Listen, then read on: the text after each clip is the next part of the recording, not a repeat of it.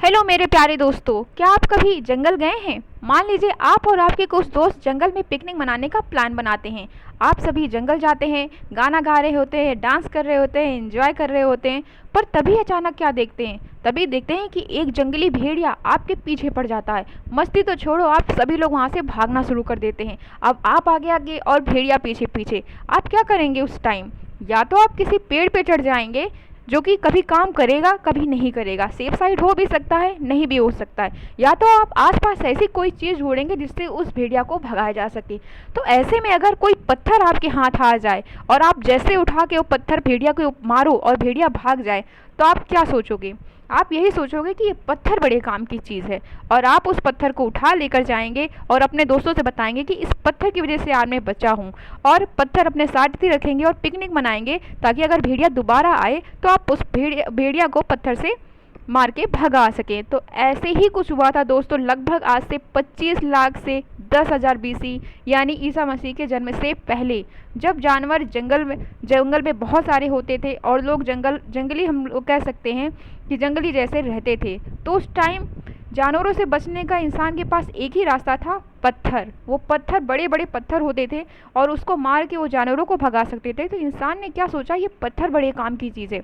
वो उसको घर ले आता था, जहाँ पे अपने साथ रहता था वहाँ पत्थर रखता था, उससे घर बना सकता था, उससे कपड़े सिल सकता था, उससे आग जला सकता था। यानी एक पत्थर जो बदल दे दुनिया। पत्थर इंसान के लिए इतनी इम्पोर्टेंट हो गई थी, इतनी इम्पोर्टेंट हो गई थी कि उस एज को ही उसने पत्थर के नाम पे रख दिया। और उस एज को हम लोग क्या बोलते हैं?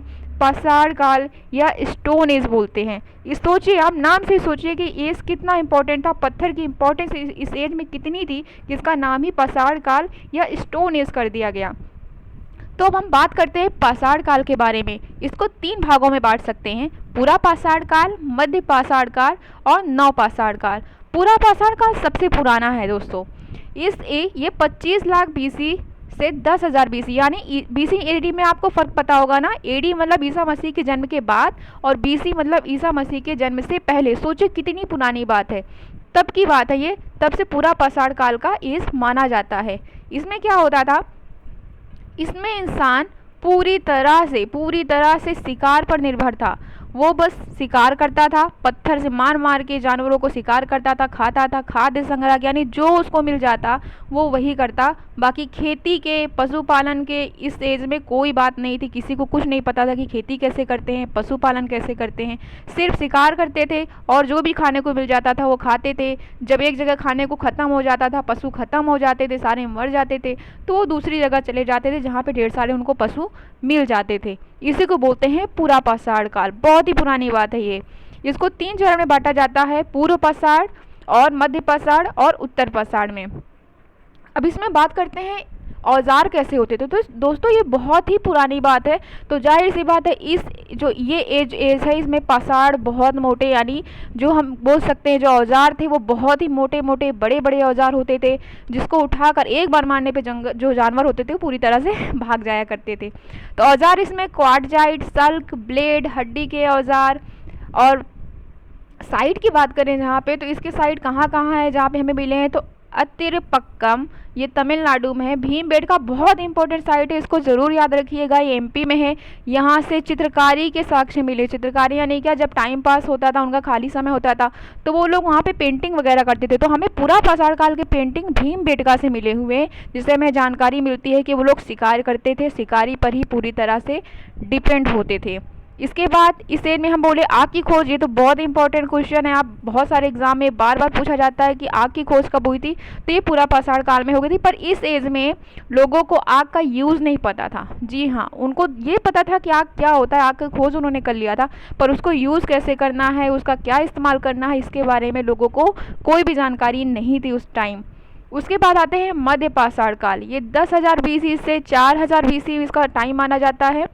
इस टाइम भी लोग क्या करते थे? शिकारी करते थे। जो भी जानवर होते थे उनका शिकार करके ही वो खाना खाते थे। खाद्य संग्रह, जो भी चीज़ें आसपास उनको पड़ी हुई मिल जाती थी उसको खा लेते थे। पशुपालन की शुरुआत हो गई थी इस टाइम, क्योंकि अब उनको कुत्ता दिख गया ना। उन्होंने सोचा कुत्ता ऐसा जानवर है जो कि हम अपने पास पाल सकते हैं, और जानवर भी इससे भागते हैं। कुत्ता भौंकने लगता है जब कोई जानवर देखता है तो कुत्ते को उन्होंने पालना स्टार्ट कर दिया। सबसे पहला जो पालने वाला जानवर था वो कौन सा, याद रखिएगा, कुत्ता था वो। पर खेती अभी भी वो नहीं जानते थे इस टाइम भी। इसके अलावा आग का प्रयोग करना इस टाइम वो लोग जान गए थे। वो लोग इतने वो उनका दिमाग आ गया था कि आग का कैसे प्रयोग करना है। औजार की बात करें तो इस स्टेज में औजार जो थे वो छोटे हो गए थे। पहले हमने देखा पूरा पाषाण काल में औजार बड़े बड़े थे, पर जो हम इसमें मध्य पाषाण में देखते हैं तो जो औजार थे वो बहुत ही छोटे छोटे पत्थर हो गए थे। पत्थर यानी उनको अब पता चल गया था कि हाथ में उठा सकते हैं, ऐसे औजार हम अपने पास रख सकते हैं। इसके बाद हम स्थल देखते हैं तो बागौर जो है राजस्थान में है, आदमगढ़ ये मध्य प्रदेश में, यहाँ से पशुपालन के साक्ष्य हमको मिले हुए हैं। अब बात करते हैं नवपाषाण का। ये बहुत ही इंपॉर्टेंट एज है।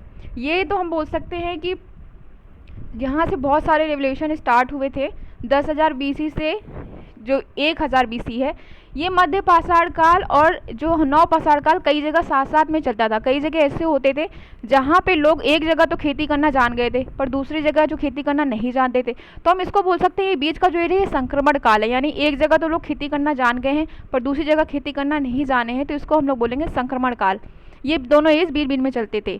तो नवपाषाण काल में लोगों को खेती की जानकारी हो गई थी। इस एज में लोग खेती करना बिल्कुल तरीके से जान गए थे। खेती की जानकारी कैसे हो गई? जब खेती की जानकारी उनको हो गई तो उन्होंने क्या किया, एक स्थान पर रहना स्टार्ट कर दिया। खेती के लिए वहाँ की देखभाल करनी पड़ती है, आप एक जगह से दूसरी जगह नहीं जा सकते हैं। आपकी जो डिपेंडेंसी होती थी जानवरों पे वो ख़त्म हो गई। तो अब एक जगह इंसानों ने रहना स्टार्ट कर दिया।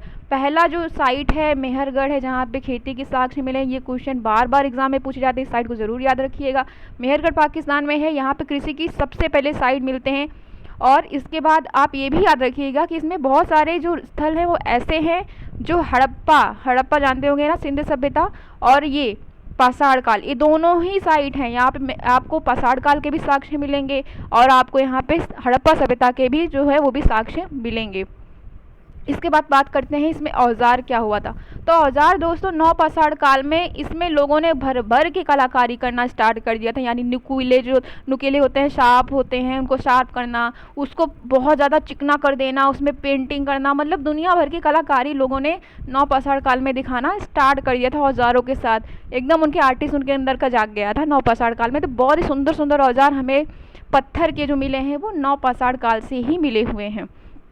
इसके बाद हम बात करते हैं कि जो इसकी साइट और कहाँ है। तो ये बुर्जहोम कश्मीर से गर्तावास। गर्तावास क्या होता है? गर्तावास यानी गड्ढा बना लेते थे और गड्ढे के अंदर ही लोग रहते थे। शायद ठंडी से बचने के लिए लोग ऐसा करते होंगे कि हाँ गड्ढे के अंदर रहते होंगे। बुर्जहोम कश्मीर से हमें मिला है गर्तावास, कब्र मिला है। इसके अलावा चिरांद है बिहार, ये भी साइट है, ये नवपाषाण का साइट है।